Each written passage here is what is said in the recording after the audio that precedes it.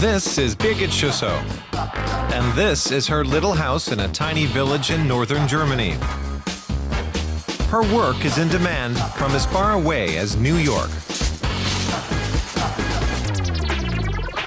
It all began on New Year's Eve last year. The illustrator had an idea, drew a sketch, and sent it to the famous magazine, The New Yorker. A few days later, she got a phone call.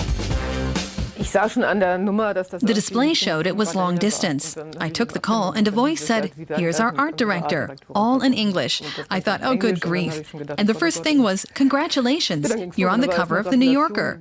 I'm sure I blabbered a lot of nonsense. It was very nice, but for a moment it was as though I were paralyzed. This illustration of a skier was her first New Yorker cover. 2 more followed.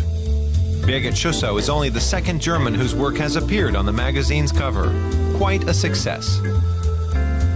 The New Yorker is famous for its powerful, imaginative cover artwork. The only daring part was maybe that I pressed the send button and sent it to them. But that wasn't courage. It was just ambition or whatever. Just for the fun of it. Birgit comes from Hamburg, but for the last 20 years, she's lived in the village of Bistensee on Germany's Baltic Sea coast. She likes the villagers' down-to-earth attitudes and being near the seaside. It's the perfect place for her to be creative and work on her sketches. It feels like being on holiday. I love it, especially in the summer when the vacationers come. There are lots of people here then. But people who are on holiday are more relaxed than people working in the city.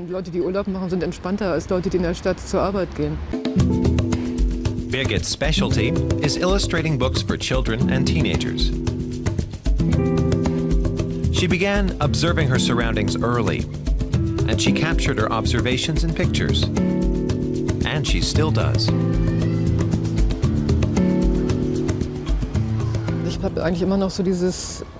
I take a childlike approach to many things.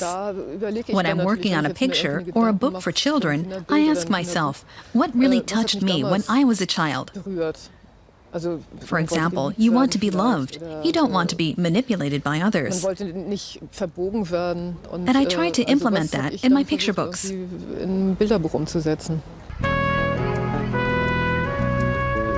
Birgit also illustrates books for adults.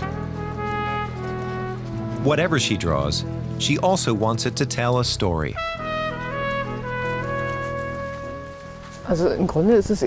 Basically, you create some kind of tension. It can be a black spot on a white surface, and it pulls you into the picture because it's well placed. And that's the important thing, to figure out how to make a picture that pulls people in.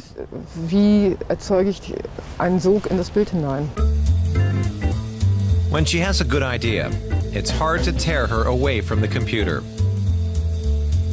Her constant companion is her cat Lulu. The fact that her drawings have made it onto the cover of a magazine read by millions of people around the world gives her additional motivation.